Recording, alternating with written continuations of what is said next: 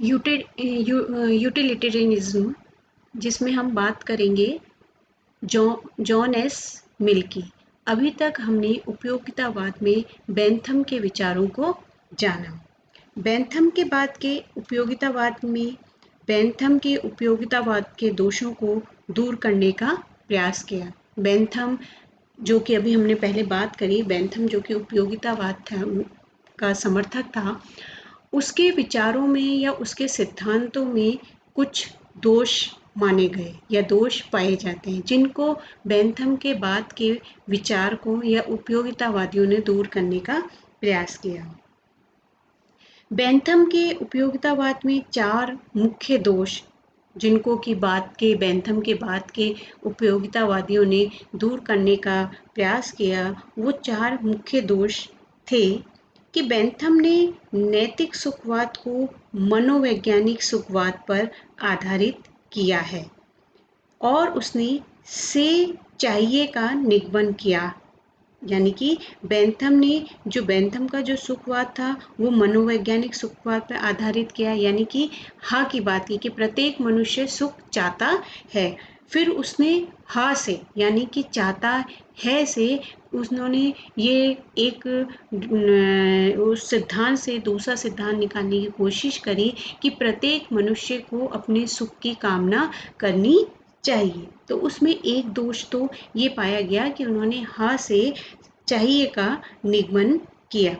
दूसरा, उनके सिद्धांत में जो दोष पाया गया, उसमें बेंथम स्वार्थवाद से परार्थवाद तक जो पहुँचे हैं, यानी कि स्वयं से लेकर दूसरों के सुखों की जो कामना की बात करते हैं, उसको उन्होंने बहुत संतोषजनक ढंग से नहीं समझा पाए हैं। तीसरा, जो बेंथम की थ्योरी में जो दोष पाया गया, उसमें सुख में केवल मात्रात्मक भेद ही स्वीकार किया। उन्होंने उनकी जो थ्योरी है वो प्लेजर में केवल क्वांटिटिव डिफरेंस की ही बात करती है और गुणात्मक भेदों को अस्वीकार करती है, यानी कि उन्होंने क्वालिटेटिव डिफरेंसेस या क्वालिटिव जो प्लेजरनेस है उसके रेफरेंस में कोई भी बात नहीं की। सुखों में केवल मात्रात्मक ही भेद की बात की बेंथम ने, गुणात्मक भेदों के रेफरेंस में बेंथम ने कोई भी बात नहीं की। और उनका जो चौथा दोष माना गया है, ये बताया गया है, मनुष्य को साध ना मानकर उन्होंने साधन माना। यानी इट मीन्स कि मनुष्य उनके लिए एक टूल्स के समान पाया गया, एक इंस्ट्रूमेंट के समान पाया गया, जो कि सुखों के लिए दूसरों के सुखों के लिए प्रयास करता है। एक मनुष्य अपने लिए या मनुष्य ने जो साध्य है, यानी कि उसको एंड रूप में जाना नहीं, मनुष्य को केवल एक टूल्स के रूप में जानने की कोशिश करी। तो बेंथम के जो सिद्धांत है, जो बेंथम के उपयोगितावाद का जो सिद्धांत है, उसमें ऐसा माना जाता है कि ये 4 प्रकार के दोष पाए गए हैं, जिनको बेंथम के बाद के उपयोगितावादियों ने दूर करने का प्रयास किया। बेंथम के पश्चात जो उपयोगितावादी आए, उसमें जॉन स्टुअर्ट मिल का नाम बहुत अधिक लिया जाता है या बहुत अधिक महत्व रखता है। तो John Stuart Mill, the ethical theory of John Stuart Mill, जो कि is most extensively articulated in his classical text utilitarianism 1861. Its goal is to justify the utilitarian principle as the foundation of morals. This principle say actions are right in proposition as they tend to promote overall human happiness. Bentham के पश्चात मिल आए, जिन्होंने अपनी प्रसिद्ध कृति, जो उनकी एक बहुत ही फेमस जो बुक थी यूटिलिटरिज्म में, बेंथम के उपयोगितावाद में पाए जाने वाले जो दोष थे उनको दूर करने का प्रयास किया। और जो ये यूटिलिटरिज्म जो बुक पब्लिश हुई वो 1861 में आई। इन्होंने जो बात कही अपने इस बुक के अंदर, अपने उपयोगितावाद का जो इन्होंने प्रतिपादन किया है इस बुक के माध्यम से, तो बेंथम भी, जो मिल है वो भी बेंथम की तरह ही सुखमूलक उपयोगितावादी हैं, किंतु बेंथम के कई विचारों से वो सहमत नहीं है। और इस उपयोगितावाद के अंदर बेंथम ने, जो बेंथम की यूटिलिटरिज्म जो बुक है, जो पुस्तक है, जो टेक्स्ट लिखा है इन्होंने, इसमें इन्होंने उस सिद्धांत के बारे में बात करी कि केवल वो ही एक्शंस राइट होते हैं, वो ही कर्म सही होते हैं जो कि उस कर्म के प्रपोजिशंस में ही लोगों को पूर्ण रूप से सुख या आनंद की प्राप्ति देते हैं। यानी कि एक्शन उस प्रपोजिशन में ही सही होता है जब वो लोगों को सुख या आनंद की प्राप्ति प्रदान करता है। Basic principle of utilitarianism. Mill के उपयोगितावाद के कुछ प्रमुख सूत्र, या हम इसको ओवरऑल उपयोगितावाद के सूत्र से या उसके आधार, उपयोगितावाद के आधार से जोड़कर जान सकते हैं। There are the three principles that serve as the basic axioms of utilitarianism. ये जो तीन सिद्धांत जो कि उपयोगितावाद को के प्रमुख सूत्रों के रूप में जाने जाते हैं, या संपूर्ण उपयोगितावाद इन्हीं सिद्धांतों या इन्हीं सूत्रों पर आधारित माना गया है। Pleasure or happiness is the only things that truly has intrinsic value.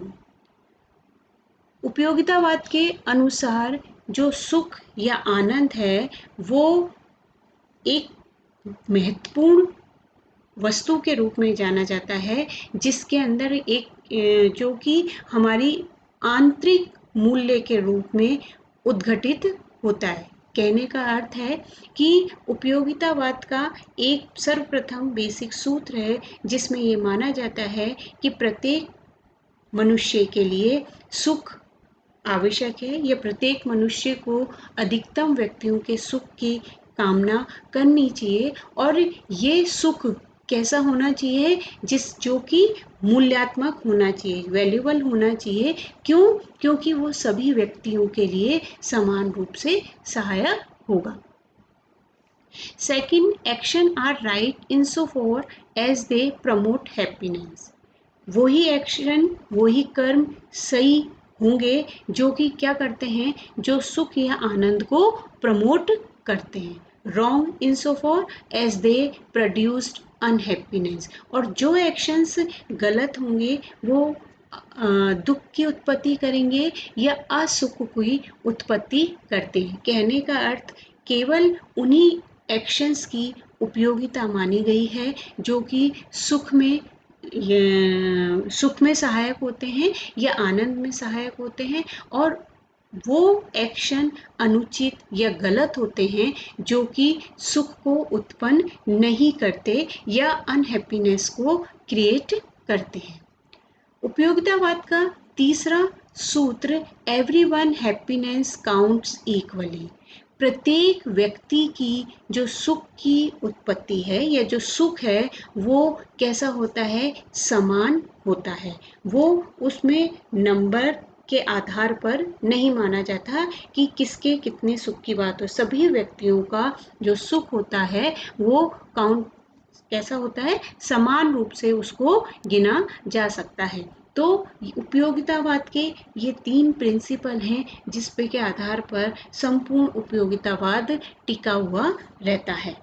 Utilitarianism. Mills define utilitarianism as a theory based on the principle that actions are right in propositions as they tend to promote happiness, wrong as they tend to produce the reverse of happiness. Mill defines happiness as a pleasure and the absence of pain. मिल का उपयोगितावाद का सिद्धांत। मिल उपयोगितावाद के सिद्धांत को कर्मों के एक्शन यानी कि एक्शंस के उचित की उस प्रपोजिशन में मानता है जिसमें कि वो कर्म सुख को अत्यधिक उत्पन्न करने वाला होता है। अर्थात मिल के अनुसार उपयोगितावाद का सिद्धांत वह सिद्धांत है, या उपयोगितावाद का सिद्धांत उस सिद्धांत पे आधारित है, उस पर बेस्ड है, उस थ्योरी पर बेस्ड है, जिसमें कि ये माना जाता है कि वही कर्म एक्शंस राइट हैं, उस प्रपोजिशन में राइट हैं जिस प्रपोजिशंस में वह उस हैप्पीनेस या खुशी को पैदा करते हैं, और wrong as they tend to produce the reverse of happiness, और उसी प्रपोजिशंस में अनुचित हैं जिस प्रपोजिशंस में वो सुख को पैदा नहीं करते या अनहैप्पीनेस को क्रिएट करते हैं। Mill's defines happiness as a pleasure and the absence of pain. Mill के अनुसार जो खुशी या सुख या आनंद है वो दुख या अभाव के रूप में जाना जाता है।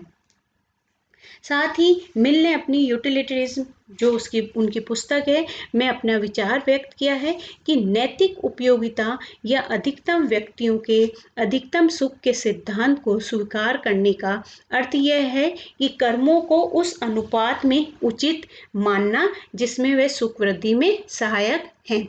अर्थात मिल का कहना है कि केवल वही कर्म उस अनुपात में उचित माने जाते हैं जिस अनुपात में वो सुख में वृद्धि करते हैं, और उतना ही अनुचित जितने वे सुख के विपरीत होते हैं, और वही कर्म उतने ही अनुचित माने जाते हैं जो कि सुख में वृद्धि नहीं करते या सुख में के विपरीत माने गए हैं।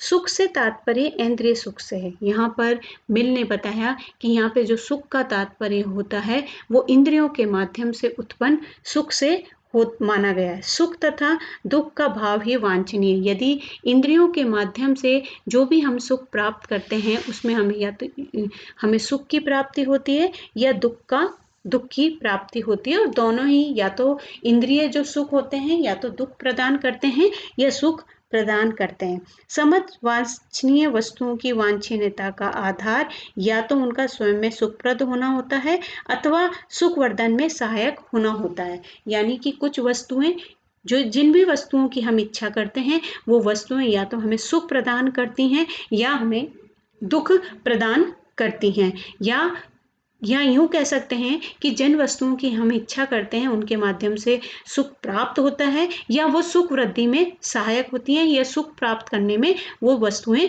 सहायक होती हैं। Mill's greatest happiness principle. Mill greatest happiness principle establishes that happiness is the ultimate certain of certain criteria to establish what is moral and what is not. That is, the ideal moral society is the one where everybody is happy and everybody is free of pain. मिल की अधिकतम व्यक्तियों के happiness का सिद्धांत। मिल अधिकतम व्यक्तियों के अधिकतम सुख की बात करता है। उसके अनुसार हैप्पीनेस का जो परम क्राइटेरिया है वो उसका स्थापना जो हम बात करते हैं व्यक्ति के एक्शंस पर या उसके कार्य पर डिपेंड करती है। जब हैप्पीनेस का एक अल्टीमेट क्राइटेरिया इस्टेब्लिश किया जाता है कि क्या सही है और क्या नैतिक रूप से सही है और क्या नैतिक रूप से गलत है, तब हम एक आइडियल मॉरल सोसाइटी को इस्टेब्लिश करते हैं। और इस आइडियल मॉरल सोसाइटी के अनुसार प्रत्येक व्यक्ति के द्वारा किया गया कार्य जब समाज के प्रत्येक व्यक्ति को सुख की अनुभूति कराता है तो उसके द्वारा किया गया कार्य उचित माना जाता है। इसके विपरीत यदि समाज के किसी व्यक्ति का किया गया कार्य समाज के प्रत्येक व्यक्ति के प्रति एक दुख की अनुभूति करवाता है या सुख उत्पन्न करने में सहायक नहीं होता तो ऐसा कार्य उसके लिए अनुचित माना गया है। मिल जो कि सुखवादी है और जो उसका मिल का जो सुखवाद है वो मनोवैज्ञानिक सुखवाद पर आधारित है, जो कि ये मानता है कि प्रत्येक व्यक्ति का सुख प्राप्त करना एक स्वाभाविक इच्छा होती है। उसका मत कि वस्तु की इच्छा करना और उसे सुखप्रद समझना वास्तव में एक ही मनोवैज्ञानिक तत्व के रूप है। मिल का मानना है कि जब भी हम किसी वस्तु की इच्छा करते हैं तो ये सोच के की जाती है कि वो वस्तु हमें सुख प्रदान करेगी। अतः वस्तु की इच्छा और सुख दोनों समानार्थी माने गए हैं। इसके विपरीत हम यदि ये कहें कि व्यक्ति या किसी वस्तु की इच्छा तो करता है लेकिन उससे सुख की कामना नहीं करता, ये बात एक कॉन्ट्राडिक्शन क्रिएट करती है। किसी भी वस्तु की इच्छा रखना और सुख के उत्पादन का विचार न रखना एक भौतिक और तत्वमीमांसीय असंभावना मानी जाती है। यानी कि हम किसी वस्तु की इच्छा तो रखें लेकिन उससे सुख की प्राप्ति ना माने,